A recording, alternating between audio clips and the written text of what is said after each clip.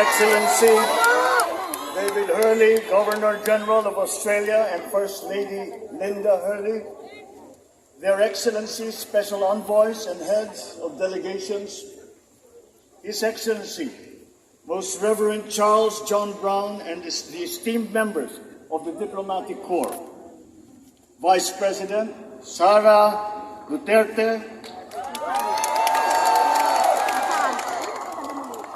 President Fidel Ramos, President Joseph Ejercito Estrada, President Gloria Macapagal Arroyo, Senate President Vicente Soto III, and the honorable members of the Philippine Senate, House Speaker Lord Alan J. Velasco, and the honorable members of the House of Representatives, Chief Justice Alexander Gesmundo, and the honorable justices of the Supreme Court, of course, First Lady Lisa Araneta, and my children, Alexander, Sandra, Simon, and Vincent. I cannot proceed without a special greeting, of course, to the former First Lady,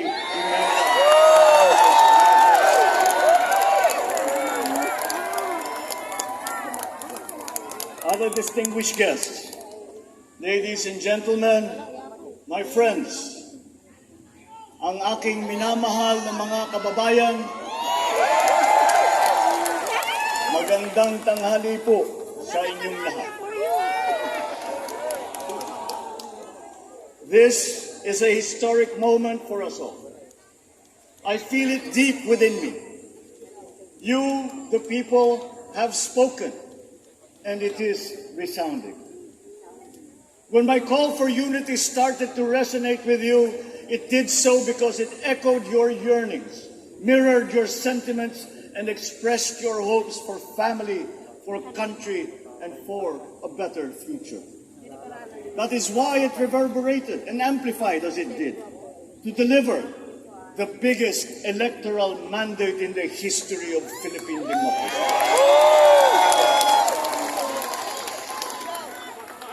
By your vote, you rejected the politics of division. I offended none of my rivals in this campaign. I listened instead to what they were saying. And I saw little incompatibility with my own ideas about jobs, fair wages, personal safety, and national strength, and ending want in a land of plenty. I believe that if we but focus on the work at hand and the work that will come to hand, we will go very far under my watch. You believe that too. At pinakinggan ko ang tinig ninyo na ang sinisigaw ay pagkakaisa, pagkakaisa, pagkakaisa. We will go farther together than against each other, pushing forward, not pulling each other back, out of fear, out of a misplaced sense of weakness. But we are the furthest from weak. The Filipino diaspora flourishes even in the most inhospitable climes, where they are valued for their quality. The changes we seek will benefit all and will shortchange no one. I was not the instrument of change. You were that. You made it happen. I am now. You picked me to be your servant, to enable changes to benefit all. I fully understand the gravity of the responsibility that you've put on my shoulders. I do not take it lightly, but I am ready for the task. I will need your help. I want to rely on it. But rest assured, I do not predicate success on the wide cooperation that's needed. I will get it done. I once knew a man who saw what little had been achieved since independence. in a land of people with the greatest potential for achievement. And yet, they were poor. But he got it done. Sometimes with the needed support, sometimes without. So will it be with his son. You will get no excuses from me.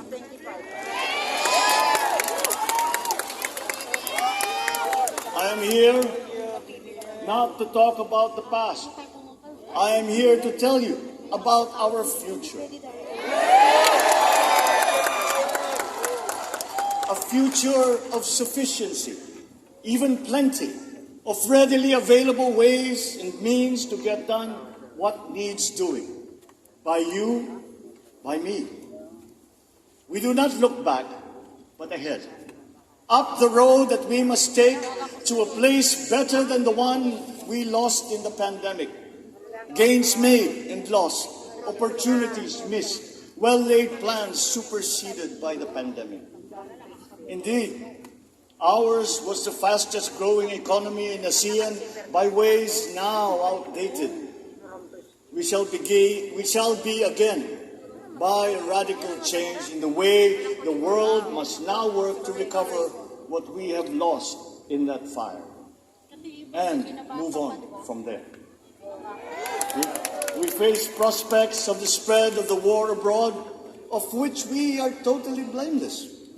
We seek friendship with all. But our countries like ours will bear the brunt of it. And if the great powers draw the wrong lessons from the ongoing tragedy in Ukraine, the same dark prospect of conflict will spread to our part of the world. Yet, there is more out there. Like going forward by new ways of doing that the pandemic forces to adopt. A stronger resilience, quicker adaptability. They are our best prevention. They are our best protection.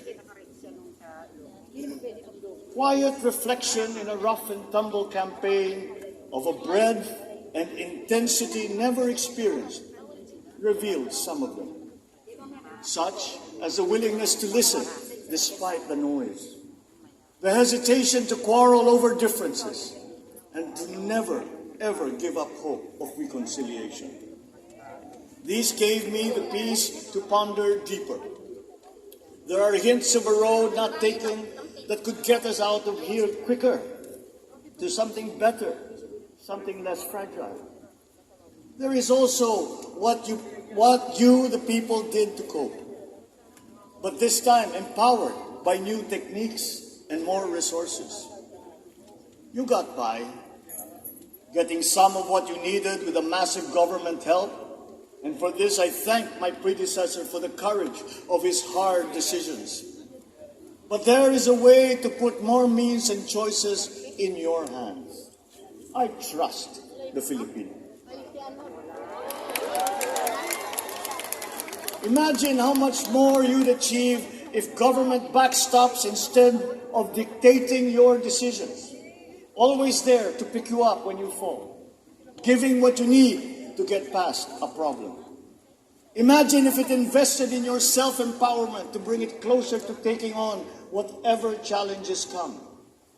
Imagine a country that, in almost every sense, is you. Now imagine what you and government can achieve together. We did it in the pandemic. We will do it again. But again, I will not predicate my promise to you on your cooperation. You have your own lives to live, your work to do, and there too I will help. Government will get as much done alone without requiring more from you. That is what government and public officials are for. No excuses, just deliver. It was like that once upon a time.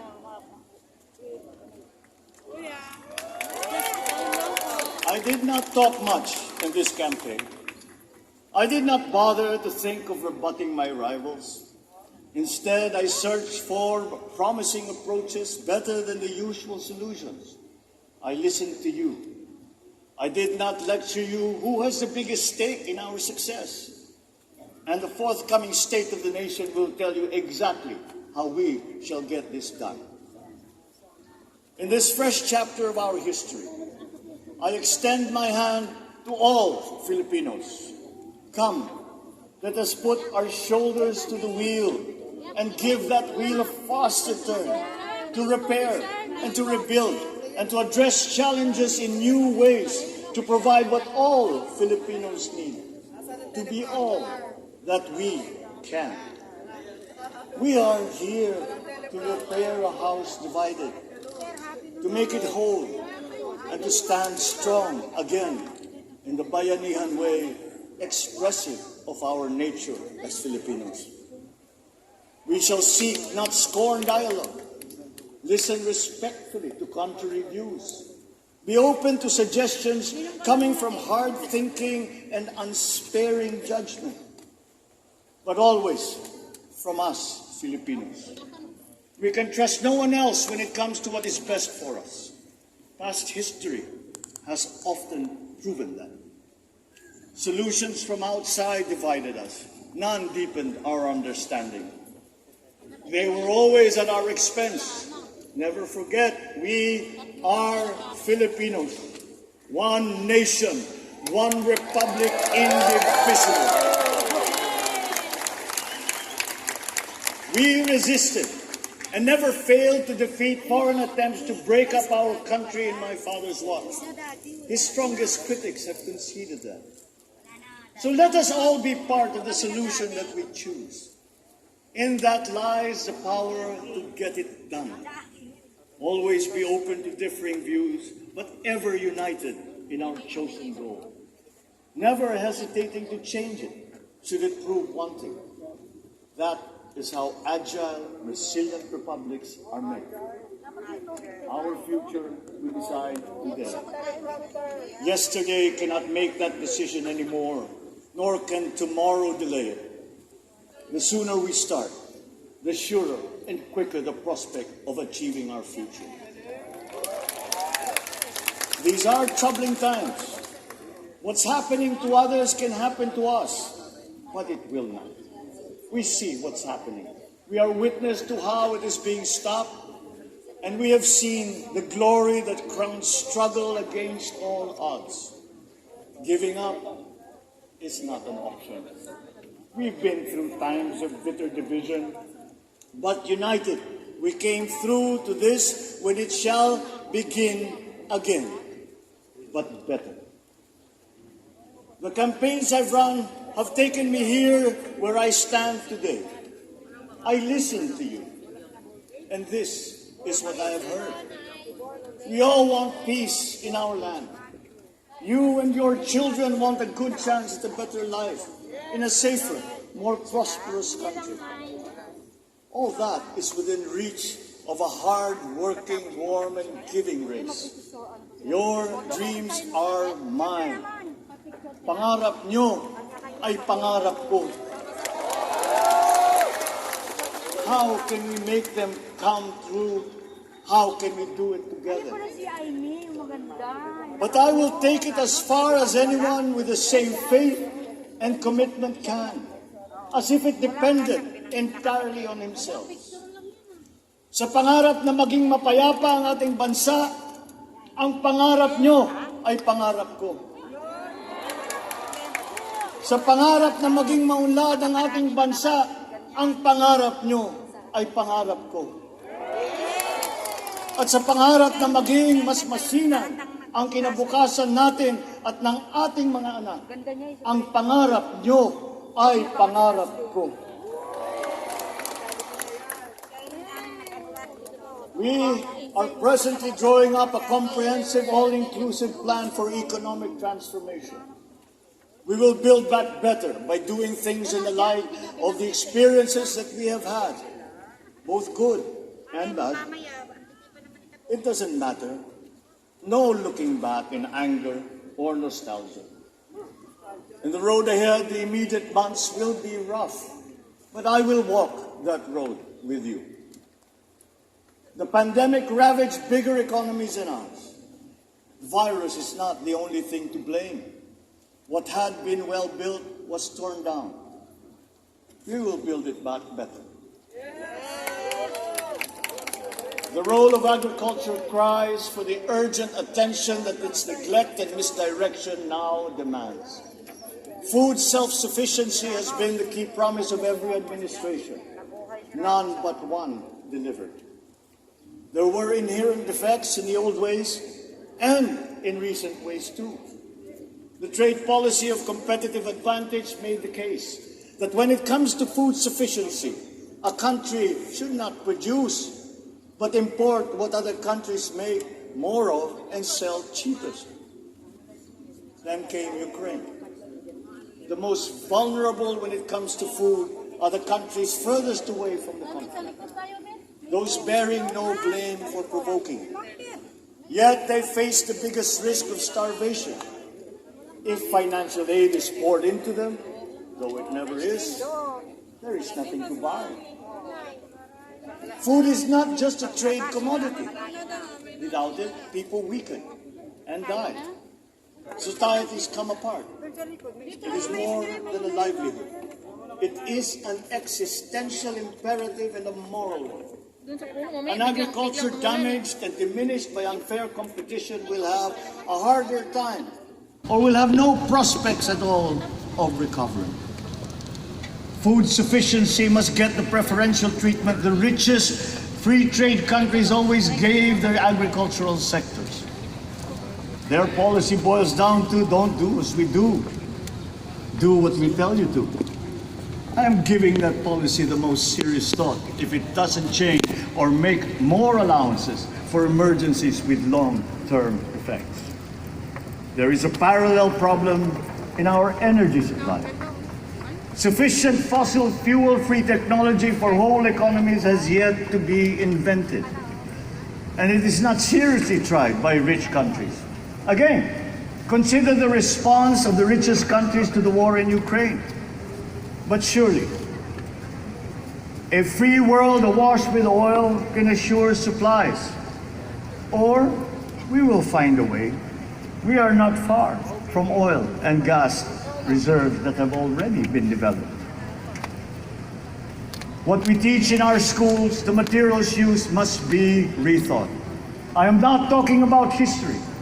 I am talking about the basics, the sciences, sharpening theoretical aptitude and imparting vocational skills, such as in the German example, alongside the national language, with equal emphasis and facility in a global language, which we had and lost. Let us give OFWs all the advantages we can for them to survive and to thrive. Our teachers from elementary up are heroes fighting ignorance with poor paper weapons. We are condemning the future of our race to menial occupations abroad. Then they are exploited by traffickers. Once we had an education system that prepared coming generations for more and better jobs. There is hope for a comeback. Vice President and soon-to-be Secretary of Education, Sara Duterte Carpio, will fit that mission to a T. We won't be caught unprepared, under-equipped, and understaffed to fight the next pandemic. To start with, we never got over the pandemic of poor, if any, free public health. The last major upgrade of a public health system, exemplified by the resources poured into PGH, predates the current shambles by 3 generations. Our nurses are the best in the world. They acquitted themselves with the highest distinction abroad, having suffered even the highest casualties. With the same exemplary dedication at home, they just got by. They are out there because we cannot pay them for the same risk and workload that we have back here. There will be changes starting tomorrow. I am confident because I have an outlet in my cabinet. There were shortcomings in the COVID response. We will fix them. Out in the open. No more secrets in public health. Remember, I speak from experience. I was among the first to get COVID. It was not a walk in the park. My father built more and better roads, produced more rice than all administrations before his. President Rodrigo Roa Duterte built more and better than all the administrations succeeding my father. Much has been built, and so well, that the economic dogma of dispersing industry to develop the least likely places has been upturned. Development was brought to them. Investors are now setting up industries along the promising routes built. And yet, the potential of this country is not exhausted. Following these giant steps, we will continue to build. I will complete on schedule the projects that have been started. I'm not interested in taking credit. I want to build on success that's already happening. We will be presenting the public with a comprehensive infrastructure plan. 6 years could be just about enough time. No part of our country will be neglected. Progress will be made wherever there are Filipinos, so no investment is wasted. The recovery of Philippine tourism with its emphasis on accessing nature's beauty, I am sure will exceed expectations. And bigger is not always better, but there's something to be said for economies of scale. And yet the country invites investments in fast-rising industries with quick returns and inflicts irreparable damage for future generations. We have yet to see large-scale practical solutions to pollution, though some are beginning to emerge. But there are tried and proven new ways of mitigation. Blades have been turning over the sand dunes of Ilocos Norte, harnessing a power all around but unseen long before this day. I built them. The rich world talks a great deal but does a lot less about it than those with much less, but who suffer more death and destruction from climate change and lack of adaptation. We will look to our partners and friends to help the Philippines, who, despite having a very small carbon footprint, is at the highest risk. First, spare victims, then help them recover, and move on to lessen the harmful impact of climate change. We too have our part to play. We are the third biggest plastics polluter in the world, but we won't shirk from that responsibility. We will clean up. You will not be disappointed, so do not be afraid. With every difficult decision that I must make, I will keep foremost in my heart and in my mind the debt of gratitude I owe you for the honor and responsibility that you have conferred on me. Whatever is in a person to make changes for the better of others, I lay before you now in my commitment. I will try to spare you. You have your other responsibilities to carry. But I will not spare myself from shedding the last bead of sweat or giving the last ounce of courage and sacrifice. And if you ask me why I am so confident of the future, I will answer you simply that I have 110 million reasons to start with. Such is my faith in the Filipino.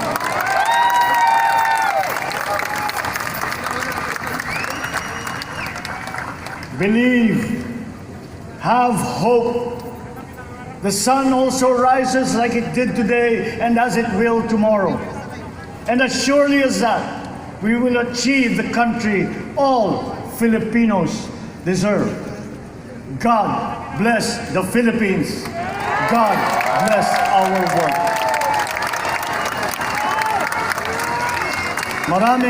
Maraming salamat po sa inyong lahat. Mabuhay ang Pilipinas.